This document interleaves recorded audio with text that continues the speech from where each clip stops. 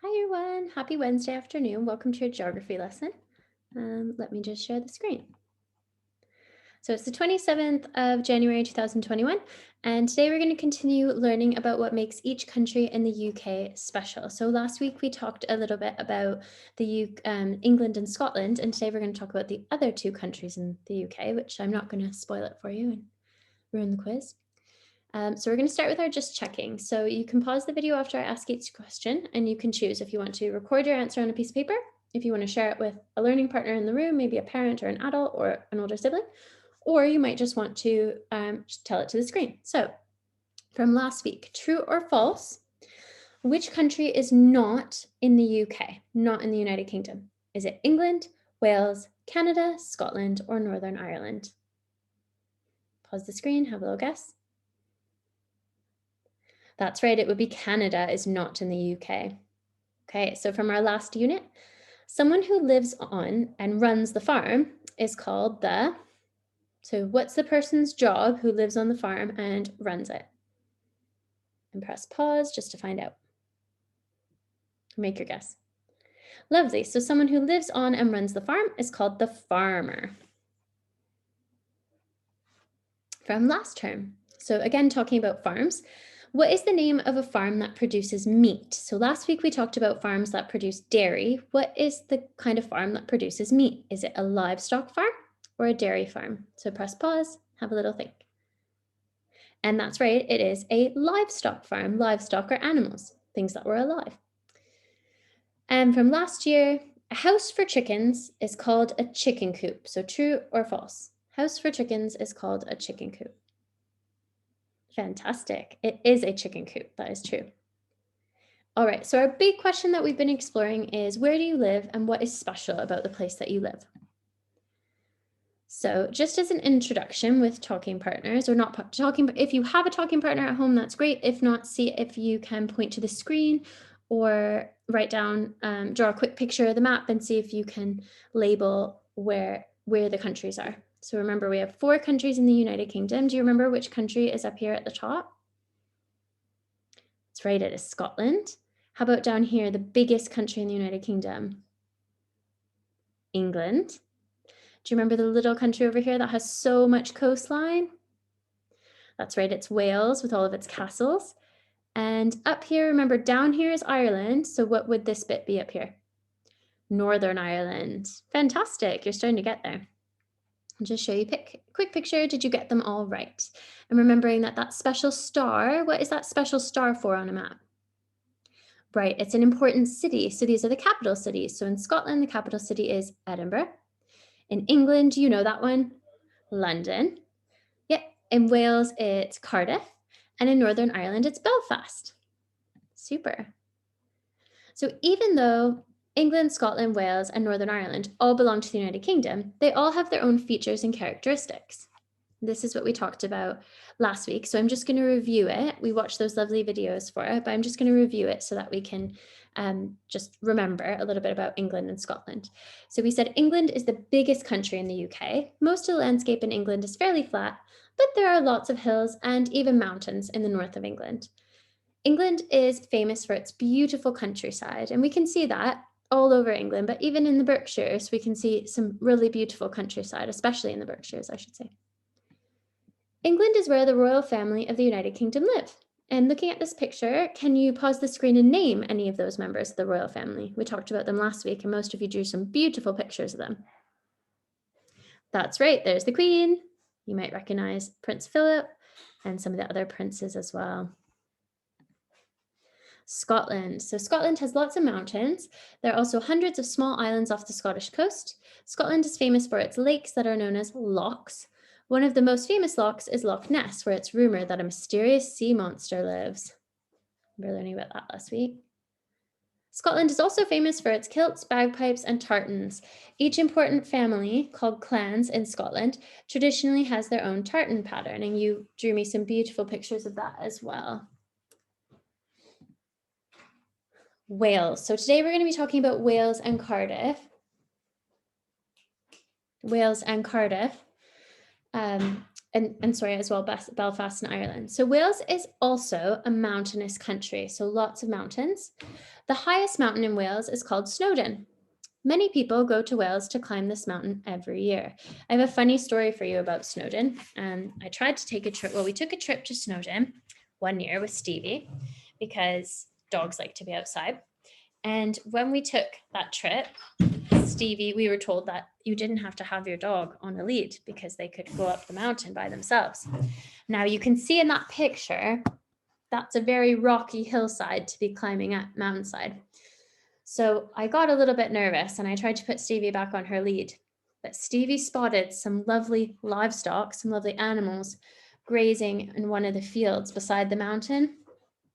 Things that we get wool from to make jumpers. Do you know what those animals are? That's right, sheep. There were so many sheep. And oh dear, didn't Stevie, who's usually too frightened to climb up anything, she took off running down the hillside, the mountainside, to chase the sheep. And it was very, very scary because I didn't know how I was going to get her back, but she did come back eventually. So when you're thinking of Wales and all the mountains, I want you to imagine Stevie running off chasing the sheep down the mountains. And that's how you'll remember the mountains in Wales, didn't you, Steve? You did, yes. But lots of people go there to visit, to go climbing every year. And even though the main language in Wales is English, many people also speak Welsh in Wales. Most of the signs in Wales have information in both Welsh and English. So if you pause the screen, I want you to see if you can point to the parts of the sign that are in English, some of the words you might recognize or use your sounds for, and maybe there's some writing on that sign that you don't recognize or that you couldn't put your sounds together for. So have a little pause on the screen and see if you can point to the Welsh on the sign and the English on the sign. That's right. So we can see parking for town center. And I shouldn't even try to sound that out because I'm probably going to get it wrong. Have a go. Parsio ar gaifer kennel I dref. Miss Davis, who used to work at our school, can speak Welsh very well, so she would be able to read that for us quite beautifully. Yeah, so we can see that the signs in Wales also are written in Welsh.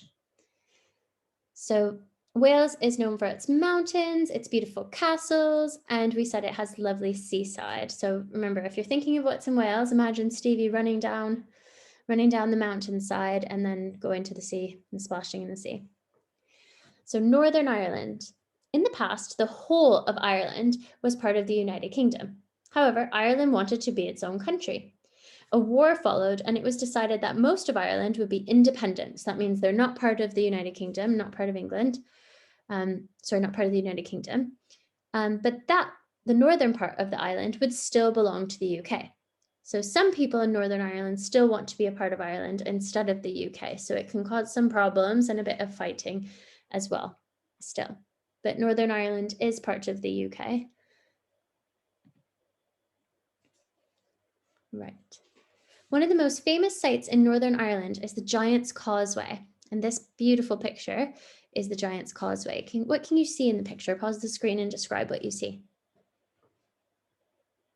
There's so many things. Yes, I can see lots of stones, lots of rocks kind of making up that bit of hillside or cliffside. And then you've got the sea. It's very beautiful. This is an area on the coast which has around 40,000 rock columns. That is a lot of rock columns. These were formed after a volcano erupted thousands of years ago. So if we remember, a big volcano erupted and then all these beautiful rock towers were formed, rock columns. And the Giant's Causeway is really, really famous in Canada, in the United States. When people talk about going to visit England and Europe and the United Kingdom, they often talk about going to Ireland to see the Giant's Causeway because it's a world famous place to go see. Each country in the United Kingdom has its own flower, its own national flower. So the national flower for England is a rose. Now, if you like rugby, you'll notice that the rugby team for England has a beautiful rose on their jersey. And I know Mr. Suarez Mystery has shown us loads of videos of rugby over the years, so we probably recognize that already. The national flower for Scotland is the thistle. The national flower for Wales is the daffodil, and we see daffodils a lot, especially in the supermarket right now. I guess we're not We're not going to the supermarket as much right now, but when you do, or maybe when your parents go to the supermarket, they might bring you back a daffodil so you can see what it looks like. And we see them a lot in the spring, and that's the national flower for Wales. And finally, the national flower for Northern Ireland is the shamrock. Very lucky shamrock. So we've got these 4 flowers. Don't forget about this screen, because one of our challenges today, you might want to go back and look at this screen when you're doing it. That's a clue. Each country also has its own flag. So we've got the Welsh flag, which has the dragon, which we talked about before, the Scottish flag, the Northern Ireland flag down here, and finally the English flag. And something really interesting is coming up next. So the United Kingdom as a whole has its own flag, and it's called the Union flag, but it's also known as the Union Jack. The Union Jack is made up of all the flags of the countries of the UK. So they put them together kind of on top of each other in different patterns, and that's what's made our lovely Union Jack flag. So can you see all the national flags in the Union Jack? So I'll go back to the other one so you can have a look at what each country's looks like. And then we'll go back to the Union Jack, and can you see what they are? Can you recognize them? I think we can see England's really clearly, that one right in the middle. And absolutely Scotland has the blue. Right, lovely. All right, so just as a bit of a reflection, this is something you can pause the screen and have a think about. Maybe it would be good to talk to an adult at your house if you don't remember, you don't know where you've traveled with your family. Have you ever been to any other countries of the UK? So we know we live in England. Have you ever been to any of the other countries? Have you been to Wales? Have you been to Scotland? Have you been to Northern Ireland? So talk to an adult and find out if you don't remember. And then the next question is, what did you see? What did you see when you went there? What do you remember? And finally, what did you do when you were there? All right, so today, I know you've been doing lots of writing and lots of answering questions in your topic lessons lately. So today I've designed your lesson. So you have 3 different choices. You can do all 3 challenges if you want, or you can choose to do only one, but they're all quite active challenges. So you can choose to do one of them. So first challenge, design your own flower bouquet using the 4 flowers of the 4 UK countries. So you can do that really creatively. You can draw your flowers on paper, and you can cut them out and cut and stick to make a bouquet that you can hold in your hand of flowers, or you can draw a picture of it. But just remember to go back to this page so you can see the flowers of the UK that you will need to use. So that's an option for you to do. Challenge number 2, Wales is known for its amazing castles. So you get to design your own Welsh castle. You can draw it on paper, or you can make it out of junk modeling. So anything you can find in your recycling bin that your parents say is safe, you can use to put together to make your own castle. Don't forget the Welsh flag with the one with the dragon. And I've got some lovely examples down here of some castles. So this one's been made out of cardboard and tubes. And it looks like this has had a bit of adult help. So if an adult's there to help you, that's great. But if not, you can make it yourself. It doesn't have to look exactly like this. And the other picture I have is a castle made out of Lego or building blocks. So if you have building blocks at home and you want to make your castle out of blocks, you can definitely do that too. Just make sure you take a picture, because I can't wait to see them, and I really want to put some of them in the newsletter. So you can design your own flower bouquet, or you can make a Welsh castle, or you can do both. And finally, just reflecting on that question about going to other places, have you been to any other UK countries? Write a paragraph, which is 5 whole sentences, about your visit. So you might want to draw a picture and describe your visit. What did you see? What did you do? So you can choose 1 or 2 or all 3 of them if you like, but please send them in, because I think these will be really creative, and we want to have some really creative work to show in our newsletter this week. And yeah, very good. I cannot wait to see them. I hope that you enjoyed learning about England and Wales and Northern Ireland and Scotland. It's been a fun few weeks, and I can't wait to see what you create. So very, very well done. And just as a bit of a reflection, can you point to where we are on this map? So you can pause the screen and have a go at pointing. You know that we're in which country we're in, and you know what city might be close to us. So see if you can have a go at pointing. And welcome back. I'm going to just point down here. So we know we're in England, and we know we're close to the south, and there's London. So we're kind of down in this area around London. Very good. So if you guess this sort of area of the map, that's great. As long as you didn't guess that we were in Ireland or Scotland, then we're getting to the knowing where we are on the map. Which country do we live in? England. And what is our capital city? Have a look on the map, that can help you to find it. So if we know we're in England, what is our capital city? Press pause and see if you can find it. That's right, it's London. And is the capital city of our country the nearest capital city to us on a map? So if we're right over here, is that London star the closest star? And yes, it is. So I'm glad that you had a bit of time to reflect on the map, because it's something we need to visit every week to help us with our learning.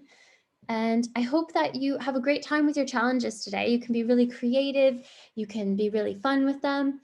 And I hope that you really enjoy doing them. And I hope that we've learned a little something about the special countries of the UK. And I'll see you next week. Bye.